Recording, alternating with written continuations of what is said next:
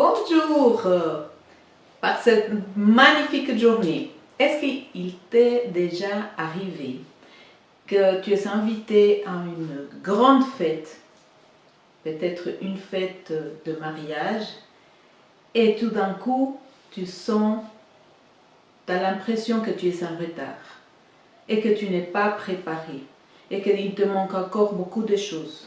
Aujourd'hui, le Seigneur te dit, ce n'est pas encore trop tard. Et si tu n'as pas été, conscient que tu es aussi invité, c'est aussi pour toi. Parce qu'aujourd'hui, peut être un bon jour pour accepter l'invitation de Dieu à recevoir le salut.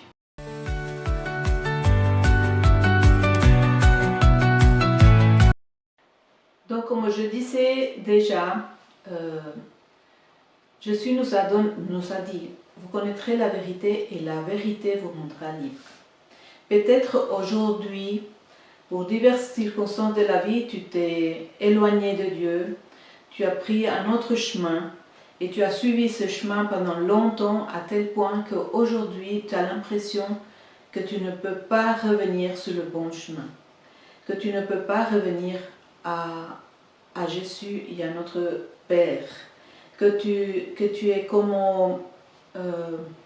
que ton père, que tu as l'impression, tu as ces pensées qui te disent non, lui il ne va pas te recevoir. Eh bien aujourd'hui je vais t'amener à comprendre et à voir que la vérité peut nous rendre libres, parce que je vais te lire quelques versets qui te montrent que ton Père t'attend toujours et il veut que tu reviennes à lui. Et qu'aujourd'hui, ce n'est jamais trop tard. Aussi, pour ceux qui m'écoutent et qui ne connaissent pas le Seigneur, mais ils sentent qu'ils sont attirés et qu'ils ont soif d'entendre des bonnes choses, d'entendre de bonnes nouvelles. Aujourd'hui, c'est aussi un bon jour pour que tu acceptes de donner ta vie à Jésus-Christ et permettre que lui, qui est la vie, et non pas la mort, lui qui est la vie, puisse te donner la vie en abondance. Alors, je vais commencer maintenant avec un verset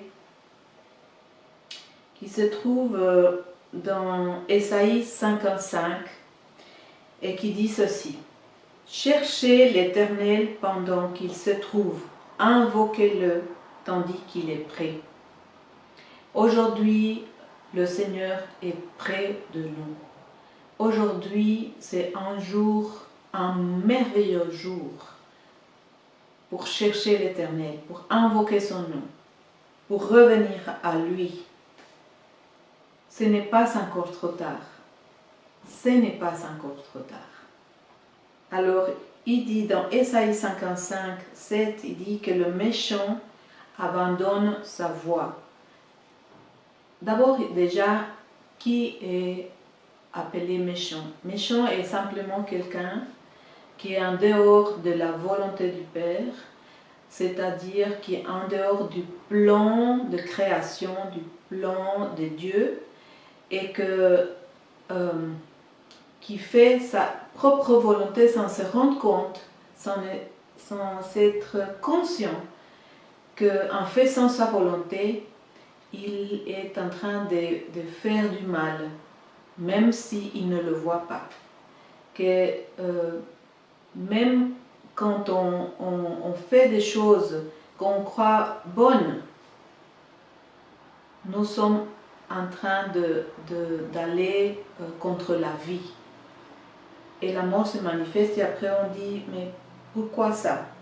Pourquoi je suis dans ces circonstances? Pourquoi il y a des situations tellement mauvaises autour de moi? Pourquoi ceci et pourquoi cela? Alors, donc il dit ceci, non? Ésaïe 57, 7, il dit que le méchant abandonne sa voie et l'homme d'iniquité ses pensées.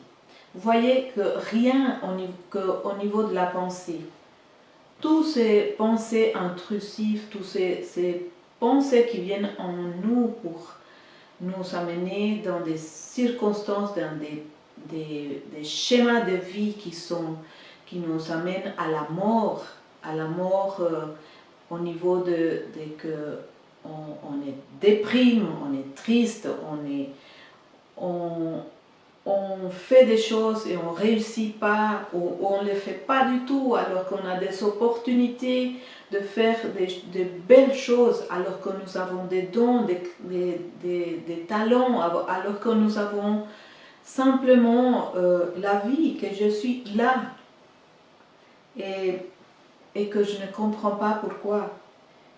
Le Seigneur lui dit que nous devons abandonner ces pensées-là. Lui, il est Dieu est le créateur de toutes choses. Il sait comment les choses ont été créées, pourquoi elles ont été créées et quelle est leur fonction. Et il t'a créé toi. Et il sait exactement ce qui a fait que tu as pris un autre chemin qui n'était pas celui que tu devais suivre. Ton Père t'aime. Et il t'a prouvé son amour avec notre Seigneur Jésus-Christ. La parole dit que dans les derniers temps, je vais te lire ça, dans les derniers temps, le Père nous a parlé par son Fils. Parce que alors que nous étions dans l'iniquité, dans le péché, il a décidé de ne pas nous condamner, nous, de ne pas nous juger, nous, mais il a décidé que quelqu'un d'autre nous remplace dans cette chaise de jugement. Et ce quelqu'un d'autre s'appelle Jésus-Christ, qui lui s'est assis dans cette chaise de jugement. C'est lui qui a pris la place du condamné. Alors aujourd'hui, le Père nous dit, il nous a parlé par le Fils qu'il a établi héritier de toutes choses, par lequel il a aussi créé le monde. Alors écoute bien, non seulement il n'a pas voulu que toi, sois sur la chaise du condamné, et encore aujourd'hui, il ne veut pas que tu sois sur cette chaise de condamné, où on te pointe avec le doigt et on te dit coupable, où on te pointe avec le doigt et on te dit tu n'es pas assez, tu as fait trop d'erreurs, tu ne vas pas t'en sortir, tu ne pourras pas aller de l'avant, ça ne va jamais changer, tu es un bon à rien. Eh bien, aujourd'hui, ton Père te dit, je t'ai parlé au travers de mon Fils, de l'amour si grand que j'ai pour toi. Parce que je t'aime d'un amour que tu ne peux pas contenir. Et c'est pourquoi j'ai envoyé mon Fils, et c'est la lettre vivante d'amour qu'il a envoyée pour toi, et pour moi aussi. Et il dit que son Fils, il l'a établi héritier de toutes choses, et par son Fils, il a créé le monde, et qui étant le reflet de sa gloire, donc Jésus est le reflet de la gloire du Père, et l'empreinte de sa personne, c'est-à-dire l'image du Dieu très haut, ici sur la terre, et il soutient toutes choses par sa parole puissante. Il soutient toutes choses. Tu es soutenu par la parole de Dieu. Le monde entier est soutenu par la parole de Dieu. Toute notre vie est soutenue par la parole de Dieu. Mais si nous ne pouvons pas avoir une relation avec le Père, nous n'allons jamais sortir de l'ignorance. Et alors nous allons continuer de croire nos émotions, nos sentiments. Je crois que, alors que nous n'avons pas créé le monde a été créé par notre Père Céleste. Il sait l'ordre des choses, il sait comment les choses ont été faites et pourquoi elles ont été faites. Alors, ton Père te dit aujourd'hui, ma fille, mon fils, tu es à moi, tu m'appartiens. Cesse de héberger ces pensées d'iniquité. Cesse de croire à ces pensées qui te envoient sur la chaise du condamné. Cesse de croire à ces choses et commence à croire ce que je te dis. Et reviens à moi. Il dit ceci, qu'il soutient toutes choses par sa parole puissante, et avec Jésus-Christ, il a fait la purification des péchés par son sang. Et ensuite, Jésus s'est assis à la droite de la majesté divine dans les lieux très hauts. Donc le sang de Jésus a purifié toutes choses, toutes choses. Et nous tous, nous avons été purifiés par le sang de Jésus. C'est ça qui nous permet aujourd'hui d'être en relation avec notre Père et qui, cela veut dire que la vie éternelle, c'est le connaître lui et son Fils et sortir de l'ignorance. Pourquoi? Parce que notre Père qui vient nous donner son Esprit Saint, il va nous communiquer comment les choses sont. La vérité sur toutes choses. Et en sachant la vérité, tu n'acceptes plus le mensonge. Et si tu n'acceptes plus le mensonge, alors tu commences à vivre la vie que Jésus a pour toi. Alors, je vais continuer parce qu'il faut que tu saches aujourd'hui que ton Père n'est pas contre toi, mais pour toi.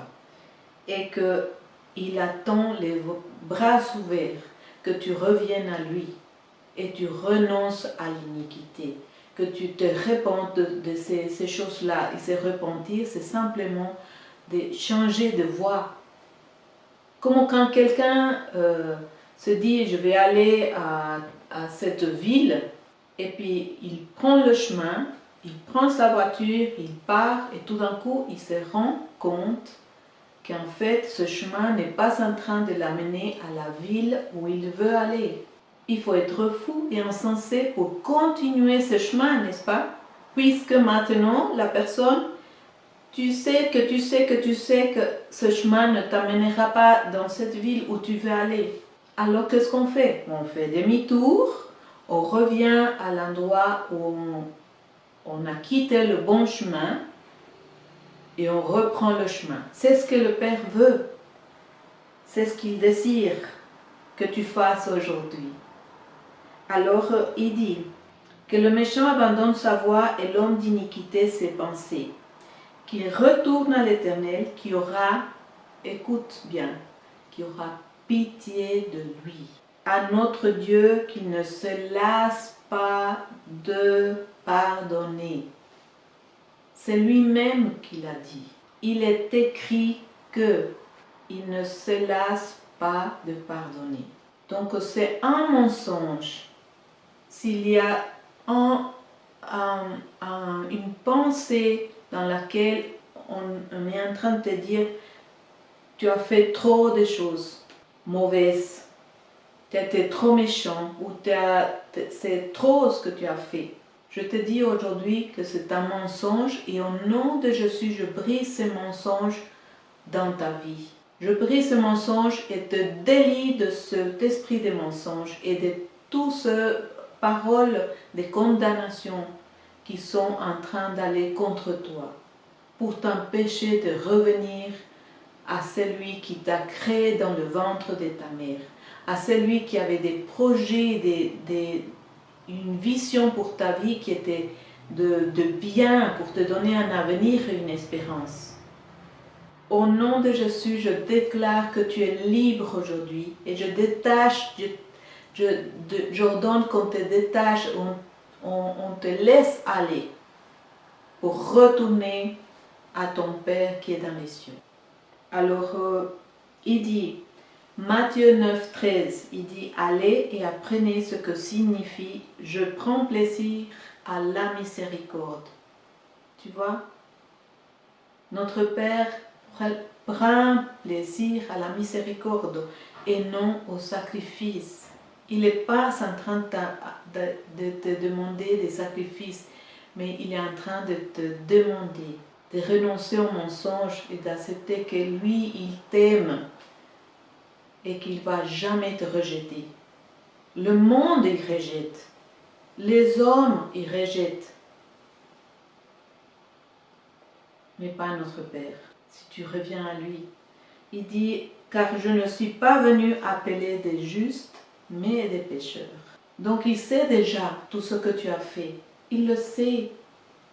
Il attend seulement que tu reviennes à lui et que tu acceptes ta situation, ton état présent et que tu changes de voie. Que tu décides de changer de voie. Parce que quand il a dit, aujourd'hui je mets devant toi la vie et la mort, choisis la vie, il nous conseille. Alors aujourd'hui, la vie et la mort sont devant toi. C'est deux décisions différentes.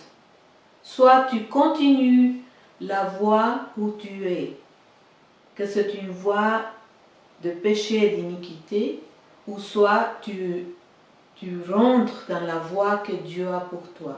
Et il te recevra, parce il le dit là. Et il ne ment pas. Il n'y a pas de ténèbres en lui. Dieu est lumière. Dieu est amour. Et il est. Alors, il dit, Osée 6:6, il dit, car j'aime la pitié et non les sacrifices, et la connaissance de qui? De lui, la connaissance de lui. Et c'est ce que nous sommes en train de faire, de connaître, de savoir quelle est la pensée de Dieu par rapport à ta situation, par rapport à ce chemin où tu t'es éloigné de lui, ou par rapport à toi qui ne le connais pas encore et que tu n'as jamais accepté que Jésus-Christ est mort pour tes péchés. C'est ça ce qu'il désire, que tu puisses connaître la vérité et qu'en sachant la vérité à propos de lui, qu'il t'aime, il nous a parlé par son Fils qu'il a fait héritier de toutes choses et par lequel il a créé le monde, parce qu'il t'aime et il t'a aimé et il t'aimera toujours. Alors, dans Luc 24, il dit, et que la repentance et le pardon de péché soient prêchés en son nom à toutes les nations. C'était la volonté de notre Père qu'on annonce à tous qu'on peut changer de voie. Qu'aujourd'hui, il y a cette ouverture pour changer de voie. Nous, on suivait tous des chemins loin qui nous égaraient du but, du véritable but, de là où on voulait vraiment aller. Nous cherchons, nous avons tous dans le cœur d'avoir une vie comblée, pleine, où il ne nous manque rien, d'avoir une famille unie, d'avoir des amis, une vie sociale, de pouvoir être utile, d'apporter, d'être reconnu, d'être aimé et de pouvoir aimer. Tout le monde a ça. Et aujourd'hui, nous avons la possibilité de retourner dans cette voie qui est de vie, où il n'y a pas lieu à cette mort. Alors, le Seigneur te dit, reviens à moi. Alors il dit, je vais te raconter l'histoire de quelqu'un qui suivait une voie qui était loin de la voie de Dieu et qui croyait être en train de servir le Dieu de ses pères. Il était sincère, mais il était sincèrement dans l'erreur. Et tu sais qui c'est lui? Je parle de Saul, qu'aujourd'hui s'appelle Paul. Ce Paul qui a écrit toutes ces lettres et à qui Dieu a donné la tâche de nous donner de la lumière afin qu'on sorte des ténèbres. Parce que notre Père a la possibilité de changer tout en bien pour nous. Absolument tout. Alors, écoute ce qu'il dit. Il dit dans Acte 9, Ananias sortit, c'était un frère, Et lorsqu'il fut arrivé dans la maison, il imposa les mains à Saul en disant, Saul, mon frère, le Seigneur Jésus qui t'est apparu sur le chemin par lequel tu venais, m'a envoyé pour que tu recouvres la vue et que tu sois rempli du Saint-Esprit. Ananias a été envoyé à Saul, qui aujourd'hui est Paul. Pourquoi? Parce que Paul était sur un chemin qui n'est pas le bon. Et Jésus lui est apparu pour lui dire, Saul, ça ce n'est pas le chemin. Je suis le chemin. Regardez comment il s'est décrit Paul. Il dit, moi qui étais auparavant un blasphémateur, un persécuteur, un homme violent et qui a tué d'autres êtres humains. Mais j'ai obtenu miséricorde parce que j'agissais par ignorance et dans l'incrédulité. Tu vois, donc, qu'est-ce qu'il reste après ça? Je crois que Dieu te parle aujourd'hui à toi pour te dire, reviens à moi, reviens à moi. Je vois que tu es sur une voie qui ne t'amène pas où tu veux aller. Alors il dit, dans Tite, il nous dit ceci, car nous aussi, nous étions autrefois insensés, désobéissants, égarés, oui, asservis à toute espèce de convoitise et de volupté, vivant dans la méchanceté et dans l'envie digne d'être haïs, et nous haïssons les uns les autres. Il ne ment pas. C'était notre condition avant. C'est vrai. C'est pour ça que nous ne pouvons pas juger notre prochain. Nous ne pouvons pas le juger. Parce que nous étions dans la même condition. Et cependant, il nous a parlé par son Fils. C'est une lettre d'amour par son Fils qui est mort à la croix pour nous. C'est lui qui a pris la place du condamné. Quel condamné? Moi et toi. Car c'est ça qu'on méritait, la peine de mort. C'était la peine de mort pour le condamné. Et c'est lui qui est mort à notre place. Alors Jésus a accompli toute la volonté du Père. Et dans Pierre, il est écrit ceci, le Seigneur ne tarde pas dans l'accomplissement de la promesse, comme quelques-uns le croient, mais il use de patience envers nous, ne voulant pas qu'aucun périsse, mais voulant que tous arrivent à la repentance. Encore quelque chose qui te prouve que notre Père veut et désire que tu reviennes à lui et que tu le laisses, que tu reviennes dans cette relation avec lui. Pas de loin, pas une relation de loin, pas une relation dans laquelle il est là-haut et puis toi tu es ici. Non, non, non, non, c'est pas ça. Il veut que tu reviennes habiter dans sa maison, avec lui, et que tu permettes que lui vienne habiter en toi, et que tu le laisses diriger ta vie. Que tu donnes ta vie à Jésus-Christ en sachant que lui, il ne va jamais te conduire sur un chemin qui t'amène loin du but. Alors aujourd'hui, il dit ceci, il veut que tu puisses l'aimer de tout son cœur, de toute ta pensée, de toute ton âme et de toute ta force, et que tu aimes ton prochain comme toi-même. Mais lui, il va t'enseigner, il va t'apprendre, il va te donner son esprit pour que tu puisses comprendre les choses de l'esprit et que tu puisses aimer comme il le dit là, l'aimer. Pourquoi? Parce que plus tu le connais, plus tu l'aimes. C'est normal. C'est quand nous avons une relation proche avec quelqu'un qu'on peut vraiment, cet amour peut vraiment s'établir et il est là, il est là. C'est pas une relation à distance, c'est une relation proche. Alors il dit, Paul a dit ceci, ce même Paul à qui Jésus est apparu et qui était un homme violent, méchant, il a dit ceci, Ceci est une parole certaine et entièrement digne d'être reçue, que Jésus-Christ est venu dans le monde pour sauver les pécheurs. Et ensuite il ajoute, dont je suis le premier.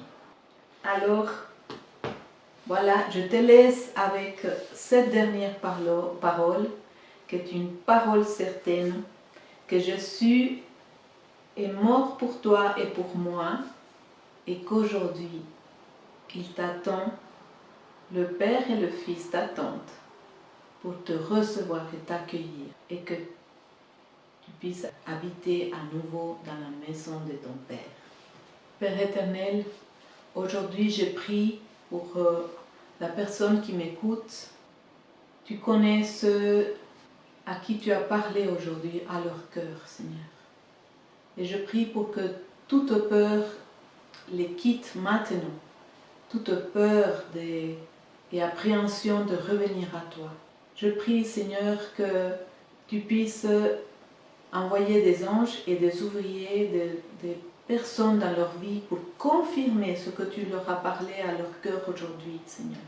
Et qu'ils sachent que tu les aimes et que tu attends parce que tu es un Dieu de miséricorde.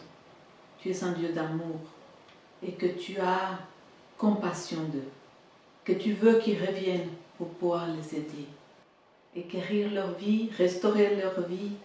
Merci Père éternel, merci Seigneur, que la lumière de Christ brille puissamment à l'intérieur d'eux et tous ces ténèbres soient dissipées au nom de Jésus. Amen.